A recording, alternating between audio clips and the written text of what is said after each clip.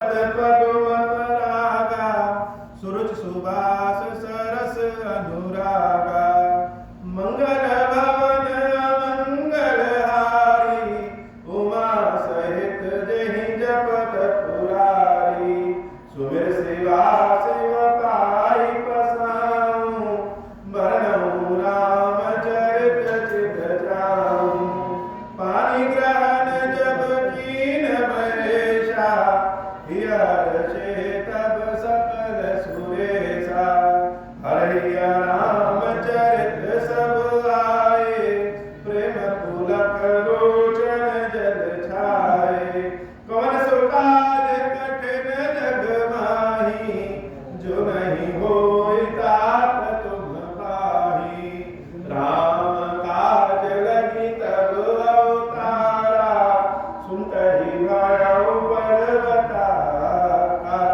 हे महादेव इस जगत में इस जीवन पावन का कार्य कठिन नहीं कार्य संभव नहीं है सारे कार्य सर्व संभव रहते हैं अगर आपकी कृपा हो जाए। अंजन जी महाराज रावण को भरपूर सुना के कभी कभी हृदय में बहुत सी बातें होती और वो बात जब तक बाहर निकल न जाए तब तक शांति नहीं। वैसे तो कहा जाता है कि भगवान शंकर की तरह सारी बातें जहर वाली बातें भी पी जानी चाहिए, लेकिन सब लोग शंकर जी तो बन नहीं पाएंगे कि सबकी जहर पी ले। अंगद जी महाराज जो भगवान राम के बहुत बड़े भक्त हैं, सेवक हैं, प्रभु को जब कष्ट में देखते हैं, देवी जानकी के लिए विरह में देखते हैं, तो उनको रावण पे बहुत क्रोध आता है। और क्रोध एक ऐसी चीज है जिसका उपयोग अगर सही से करें वह बहुत अथाह ऊर्जा है। तो क्रोध में रावण का वध तो अंगद कर नहीं सकते, बल कितना है वह अलग बात है, लेकिन भगवान का आदेश क्या है यह बात। भगवान ने आदेश नहीं दिया रावण का वध करने के लिए। तो अगर हम किसी को सजा नहीं दे पाते तो अपने हृदय की भड़ास जब तक निकाल न ले तब तक शांति मिलती है। रावण के समक्ष जब अंगद जी महाराज पहुंचे तो रावण जितना क्रोधित हुआ अंगद जी को देख के,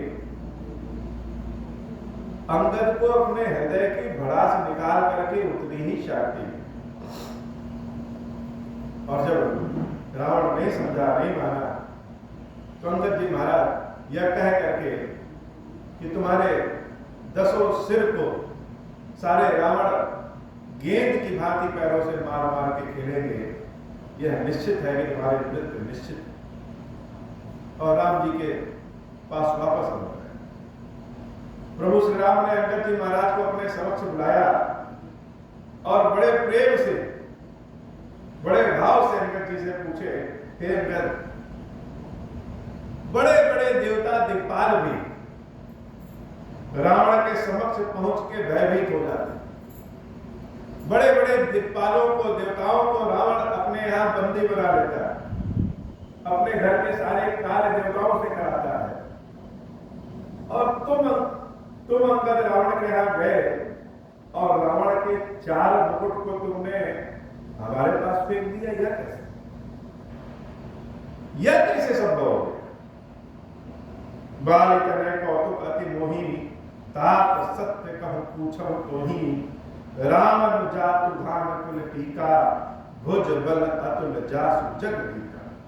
जिसके भुजाओं के बल से सारे लोग डर जाते हैं, उसी के दरबार में, उसी की राजसभा में पहुंच करके उसके मुकुट को तुम उठा करके मेरे पास फेंक देते। यह तो कौतूहल का विषय है, यह तो सत्य में कौतूहल का विषय है कि कोई बहुत शक्तिशाली हो और उसके सामने एक कम शक्ति वाला व्यक्ति जाए और उसके मुकुट का मतलब इज्जत, स्वाभिमान। राजा के पास मुकुट ही तो होता है, राजा का राज्य ही उसका मुकुट, और मुकुट को उठा करके फेंक देना, वो भी रावण जैसे राजा के, रावण के दरबार में मनुष्य है, यह कैसे किए? दास मुकुट तुम चारे चलाए, कहां उतार कवनी विधि पाए। क्योंकि जब अंगद जी महाराज क्रोधित होकर के अपने पैरों को जमीन पे पटके तो जैसे लगा कि भूकंप आ गया, सारे लोग अपने अपने सिंहासन से गिर पड़े, रावण भी गिर पड़ा, और रावण जब गिरा तो उसके 10 मुकुट अंगद के चरणों में। अंगद जी महाराज उसमें से 4 मुकुट उठाए और वहीं से फेंके राम जी के पास पहुंच गए। अंगद जी महाराज प्रशंसा सुन करके अहंकार में नहीं आ रहे, अंगद वस्तु स्थिति जानते हैं। बाली के समान ही अंगद ही बहुत वीर है, और बाली ने जब अंगद की बाह भगवान श्री राम को पकड़ाई थी तो पकड़ाते समय कहा था कि यह मेरे ही समान है, चतुर है, वीर है, धीर है, लेकिन आपकी भक्ति में हमसे आगे है।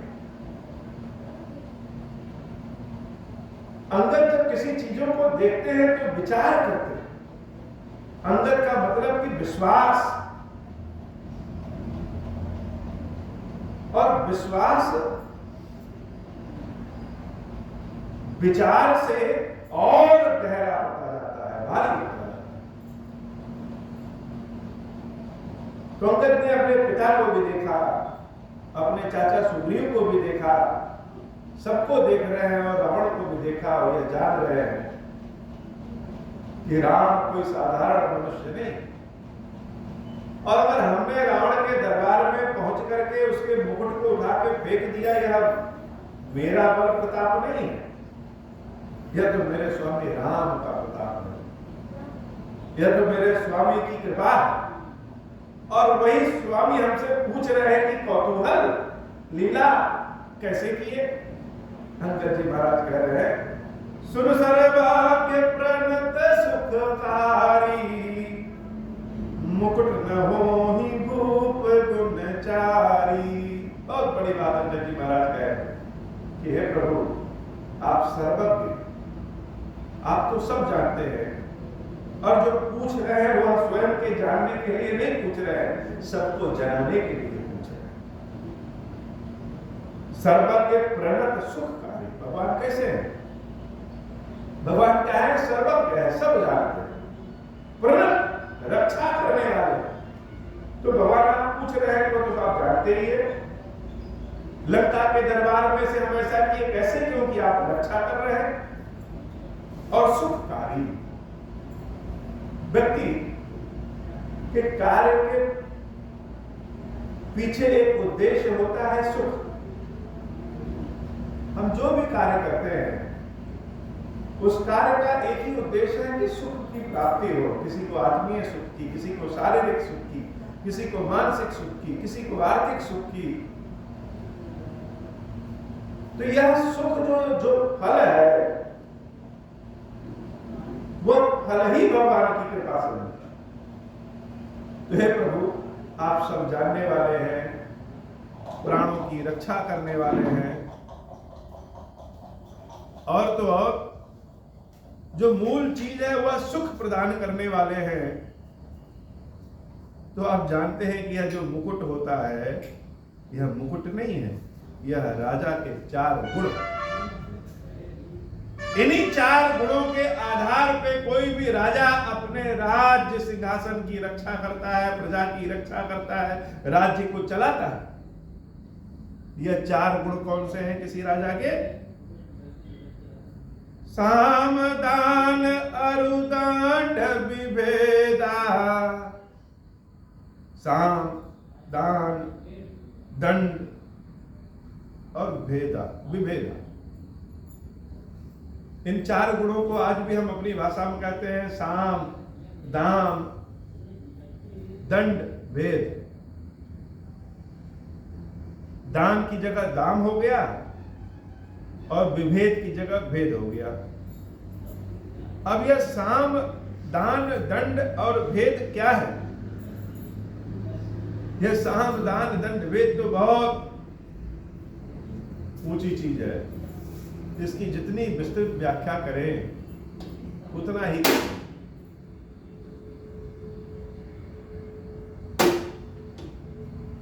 जो राज्य का शासन चलाते हैं, प्रजा को जो सुख का ध्यान रखते हैं या प्रजा के विकास के लिए जो भी काम करते हैं, वो सारा काम ही साम है। साम की व्याख्या सबसे बड़ी व्याख्या है। साधारण अर्थों में जाने जाए तो राज्य के हित के लिए, राज्य की प्रजा के हित के लिए जो काम करेंगे वह सब साम है। जैसे साम वेद यानी औषधि के समान है। राजा का पहला कर्तव्य है कि प्रजा और राज्य के लिए वह औषधि के समान हो, रक्षा भी करे, अन्न के समान हो, पालन भी करे और विस्तार भी करे। उसके बाद दान। दान का मतलब जैसे हम किसी को दान देते हैं, किसी को कुछ देते हैं, तो देने के बाद उस पर विचार नहीं करते कि क्यों दिए, नहीं देना चाहिए, बहुत ज्यादा दे दिए। तो दान कौन पात्र है, कौन पात्र नहीं है, यह विचार करके भी दिया जाता है। दान गुप्त रूप से भी दिया जाता है। दान धन के रूप में भी दिया जाता है। दान विद्या ज्ञान के रूप में भी दिया जाता है। तो राजा जब राज्य करता है तो कहां क्या बांटना है। दान का मतलब कि इस प्रकार से राज्य करे कि सब कुछ संतुलित रहे। दंड, और दंड का मतलब क्या? दंड का मतलब कि अगर कोई गलत कार्य कर रहा है तो हम उसको सजा दे, यह अधिकार राजा। किसी को सजा इसलिए नहीं दी जाती है, या कह सकते हैं कि सिर्फ इसलिए नहीं दी जाती है कि उसने गलत किया और उस गलती की सजा इसलिए भी दंड दिया जाता है कि समाज में एक उदाहरण पहुंचे कि अगर इस तरह के गलत कार्य करेंगे तो यह सजा, यह दंड मिल सकता है, जिसके भय के कारण बाकी लोग ऐसा कोई गलत कार्य न करें। लेकिन यही जब सन्यासियों के पास दंड पहुंचता है तो उनके दंड का मतलब कि जो दंड हाथ में लेके घूमते हैं। राम जी जब राजा बने तो और सारे राजाओं के पास दंड का मतलब कि सजा, लेकिन राम जी के यहाँ राम राज में दंड का कोई विधान नहीं था। दंड का मतलब कि संतों के हाथ में जो डंडा है वही दंड। इसका मतलब यह नहीं कि अन्याय का राज्य है या राम जी राज्य में अपने न्याय नहीं करते। इसका मतलब कि समाज इतनी संतुलित है, साम और दान के हिसाब से समाज इतना संतुलित है कि कोई गलत कार्य कोई करता ही नहीं। गलत कार्य क्यों करेंगे? अभाव में या लालच में। किसी के पास किसी चीज की कमी है, बहुत प्रयत्न करने के बाद भी वह कभी दूर नहीं हो रहा है, तो व्यक्ति गलत कार्य कर लेता है। या फिर लालच में इतना लालच बढ़ जाता है कि हम उस गलत कार्य को कर लेते हैं। और कभी कभी कि अपने लोभ को ही हम अपना अभाव समझ जाते हैं, और जरूरत और लालच दोनों मिक्स हो जाता है। तो राजा के पास दंड एक अधिकार है। कब वह किसी गलत कार्य की सजा के लिए किसी को दे, या केवल हाथ में एक दंड है दिखाने के लिए जिससे संतुलित लोग रहें इसलिए। और विभेदा, आजकल भेद का मतलब फूट डालो। आजकल का राज यही है कि फूट डालो और राज करो। लेकिन उस समय के राज्य में भेद का मतलब यह नहीं फूट डालो, विभेद, विशेष तरह का भेद। कहां क्या करने से राज्य संतुलित रहेगा, क्या करने से प्रजा आगे बढ़ेगी। यह अच्छा, और सबसे बड़ी बात अंगद जी महाराज ने जो कहा कि साम दान अरुदंड विभेदा नृप उर बसहि नाथ कह वेदा। ये साम दाम दंड भेद कहाँ रहना चाहिए, या मन में, दिमाग में नहीं। नृप उर बसहि, राजा के हृदय में बसना चाहिए। नाथ का वेदा, ऐसा वेद भी कहते थे। हृदय में क्यों? क्योंकि मन लालची होता है, हृदय निश्चल है। तो राजा इन चारों हथियारों का प्रयोग, ज्ञानों का प्रयोग, साम दान दंड और विवेक का प्रयोग अपने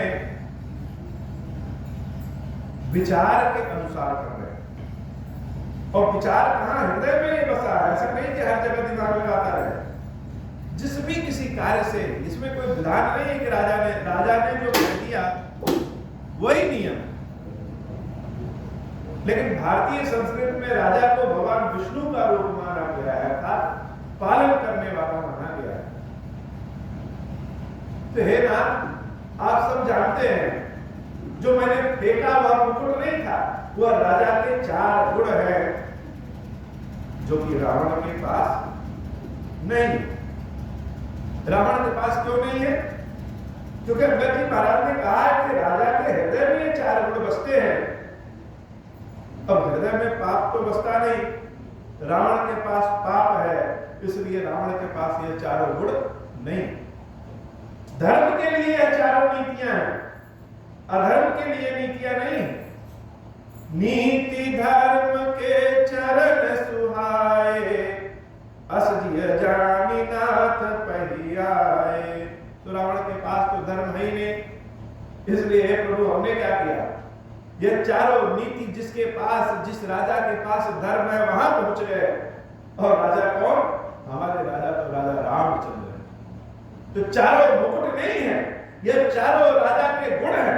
अगर पहुंचना होता तो रावण के 10 मुकुट पहुंच जाते, 10 तो पहुंचे नहीं, 4 ही पहुंचे। क्यों? क्योंकि जो 4 गुण होते हैं राजा के, वह रावण के पास नहीं है, वह महाराज आपके पास है। इसलिए वह 4 मुकुट आपके पास आ गए। कोई राजा कितना भी शक्तिशाली हो जाए, बुद्धिमान हो जाए, चालाक चतुर हो जाए, लेकिन अगर उसके पास धर्म नहीं है तो सब कुछ व्यर्थ। धर्महीन प्रभु पद विमुख, काल विवश 10 शीस। रावण का भविष्य क्या है? हम जान गए हैं प्रभु के रावण का भविष्य काल के पक्ष में, वह जाने वाला और धर्म से हीन है। जो धर्म से हीन होगा वह अपने पद से विमुख हो जाएगा, राजा के पद से वह विमुख होने वाला है, काल के बस में आने वाला है। जही परिहरि गुण आए, सुनहु कौशलाधीश। इसलिए वह 4 गुण राजा को, रावण को छोड़ करके महाराजा रामचंद्र के पास आ गए, जहां पे 4 गुण है। परम चतुरता श्रवण सुनी, बेह से राम उदार। समाचार पुनि सब कहे, गढ़ के बाली कुमार। अंगद जी महाराज की चतुरता को, बुद्धि, ज्ञान को सुन करके रामचंद्र जी हंस पड़े और लंका के सारे बातें, सारी चीज अंदर से उन्होंने जाना। मंगल भवन अमंगल हारी, उमा सहित जहि जपत पुरारी। विचार विमर्श हुआ कि अब तो युद्ध करना ही अंतिम निर्णय है और बिना युद्ध के कुछ हो नहीं सकता। तो सारे मंत्रियों को प्रभु बुलाते हैं, अपनी सेनाओं को प्रभु बुलाते हैं और यह निश्चय हुआ कि रावण की लंका में 4 प्रमुख दरवाजे, उन चारों दरवाजों के लिए योग्य सेनापति नियुक्त किया जाए। अर्थात युद्ध की जो नीति है, युद्ध की यह नीति है कोई केवल एक सेनापति महाराजा राम के दरबार में नहीं,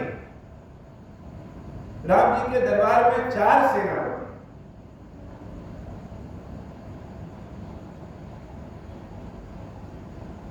जितने दरवाजे लंका में हैं, हर दरवाजे के लिए एक एक सेनापति प्रभु ने नियुक्त किया। तब कपीस रीछ से विभीषण, सुमिर हृदय दिन कर कुलभूषण, कर विचार तिन मंत्र दृढ़ा, चार अनी कपि कटुक बनावा। अब जब 4 सेनापति हुए तो 4 दल भी बने। पूरी सेना में से कुछ सेना बाहर निकाला गया जिसको सुरक्षित रखा गया, और बाकी सेना के 4 दल बनाए गए 4 सेनापतियों के। जथा जोग सेनापति कीन्हे, जुथप सकल बोली तब लीन्हे। प्रभु प्रताप कहि सब समुझाए, सुनि कपि सिंह नाद करि धाये। हर्षित राम चरण सिर नावहि, गहि गहि शिखर वीर सब धावहि। गरजहि तरजहि भालु कपीसा, जय रघुवीर कौशलाधीसा। जानत परम दुर्ग अति बंका, जानत परम दुर्ग अति लंका। प्रभु प्रताप कपि चले असंका, घटाटोप करि चहुँ दिस घेरी। मुख निशान बजावहि भेरी, मंगल भवन अमंगल हारी। उमा सहित जहि जपत पुरारी, जयति राम जय लक्ष्मण, जय कपीस सुग्रीव। गरजहि सिंहनाद कपि, भालु महाबल सीवा। मंगल भवन अमंगल हारी, उमा सहित जहि जपत पुरारी। पूरी सेना आई, 4 सेनापति नियुक्त हुए। सेना को 4 दलों में विभाजित किया गया, और अपने अपने दलों को उनके सेनापति अपने दलों को जोश दिला गए। राम जी की सेना राम रावण युद्ध के बारे में विचार करेंगे। वैसे तो पढ़ लिए कथा कि राम जी और रावण का युद्ध हुआ था, घनघोर युद्ध हुआ, रावण मारा गया, लेकिन वह युद्ध कितना अनोखा है। भगवान श्री राम यद्यपि स्वयं ईश्वर है, साक्षात परम ब्रह्म है, लेकिन प्रभु ने सारे कार्य वही किए जो एक मनुष्य कर सकता है। एक और इतनी बड़ी सेना, इतना संगठन, इतना धन, इतनी संपत्ति, समाज का पूरा सिद्धांत, पूरी तंत्रिका तंत्र उस रावण के पास, बड़े बड़े योद्धा रावण के पास, पूरा संसार उस रावण से पराजित हो चुका है। और एक और प्रभु श्री राम और उनकी सेना ऐसी है कि राक्षस तो छोड़िए, मनुष्य भी है। सेना किसकी? बानर और भालुओं की सेना। क्या प्रभु के पास धन की कमी नहीं आई होगी, अस्त्र शस्त्र की कमी नहीं आई होगी, लेकिन एक समय के लिए अगर विचार करें कि राम जी की सेना में बांदर भालुओं की जगह मनुष्यों का वास होता, तो यह लड़ाई आसान हो जाती कि कठिन हो जाती? क्योंकि अगर मनुष्य होते तो उनकी अपनी अपनी आवश्यकताएं हैं। भगवान राम 14 वर्ष से 13 वर्ष से जंगल में जी रहे हैं, राज्य का सुख भोग नहीं, राज्य के धन का भोग नहीं, बड़ी सेना भी बनानी है, सबका उद्धार भी करना है, और अपनी सीता को भी छुड़ा के लाना है, जिसमें सहारा अधर्म का नहीं लेना है, धर्म का सहारा लेना। धर्म के मार्ग पे चल करके अपनी जानकी को वापस पाना है। अधर्म के नाम पर, अधर्म के मार्ग पे चल करके अगर जानकी को ले आएंगे तो राम और रावण में अंतर कैसा? कितना अनोखा, कितना विचित्र युद्ध होगा। एक और वानर भालू की सेना, बीच में तपस्वी राम लक्ष्मण, और एक और त्रैलोक के विजेता रावण, सारी देवता उनकी ओर, सारे गंधर्व उनकी ओर, सारी संपत्ति उनकी ओर, सारे तंत्र मंत्र उनकी ओर, देवी की शक्ति को, देवी की छठी शक्ति को रावण ने अपने तंत्र मंत्र से अपने यहां बांध करके रखा था। जो 9 ग्रह सबके जीवन को बनाते बिगाड़ते हैं, उन 9 ग्रहों को अपनी सीढ़ियों पे रावण ने बना लिया। जो यमराज दूसरों के प्राण का हरण कर ले, उस यमराज को अपने घर में बंदी बना लिया रावण ने। जो वरुण देव इतनी शक्तिशाली, उन वरुण देवों को अपने यहां बंदी बना लिया रावण ने। राम के पास कौन है? राम के पास केवल अपनी इच्छा, देवी सीता का प्रेम, भगवान शंकर का आशीर्वाद, भगवान शंकर की कृपा,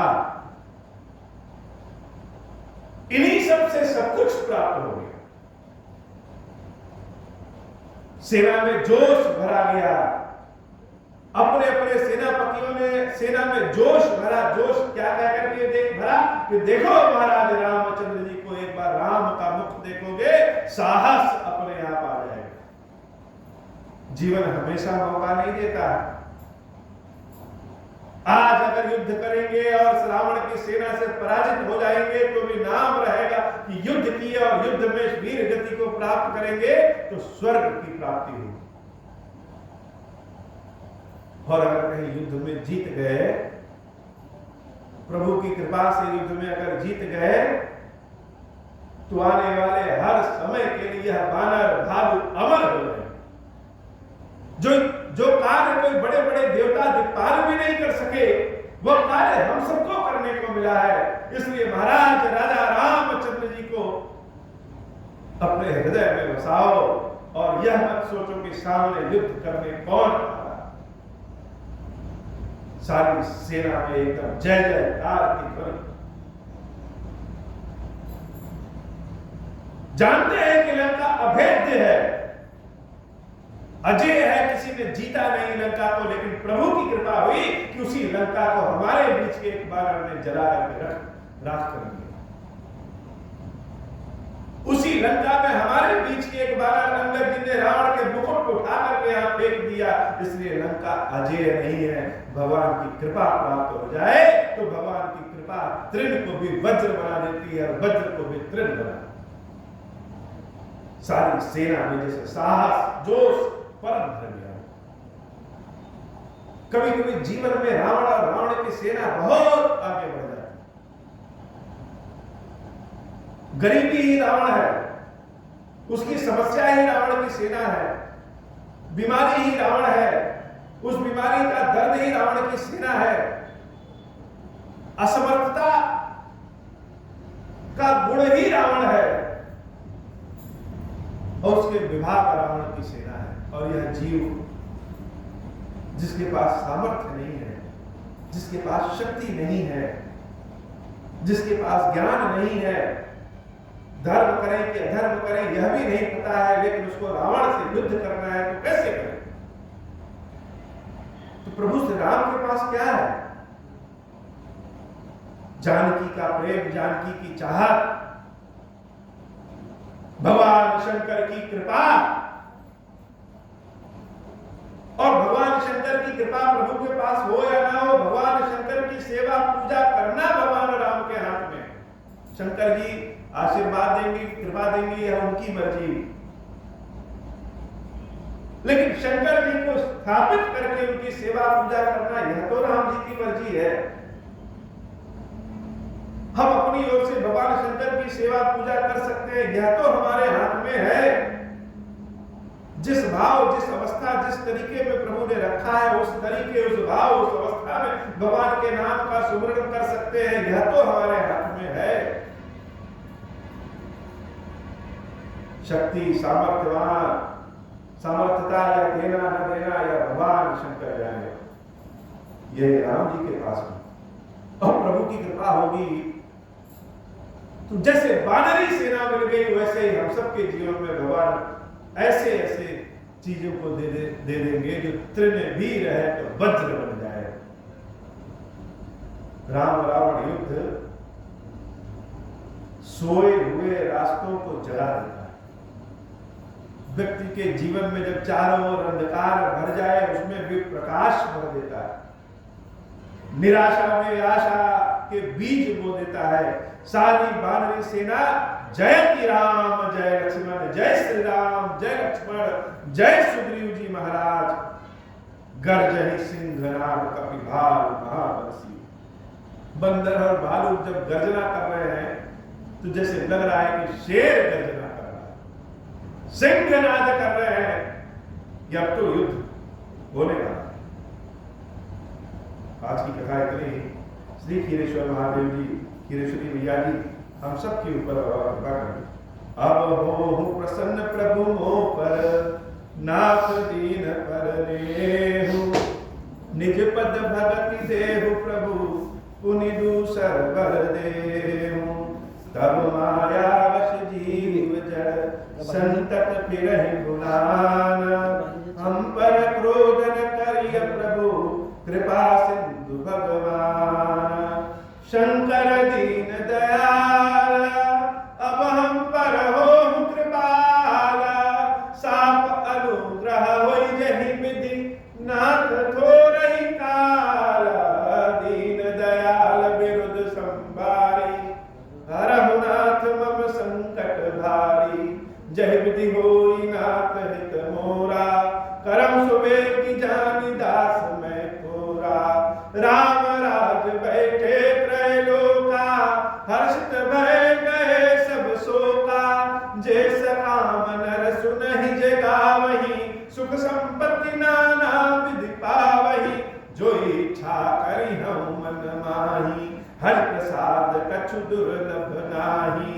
मंगल भवन अमंगल हारी, उमा सहित जहि जपत पुरारी।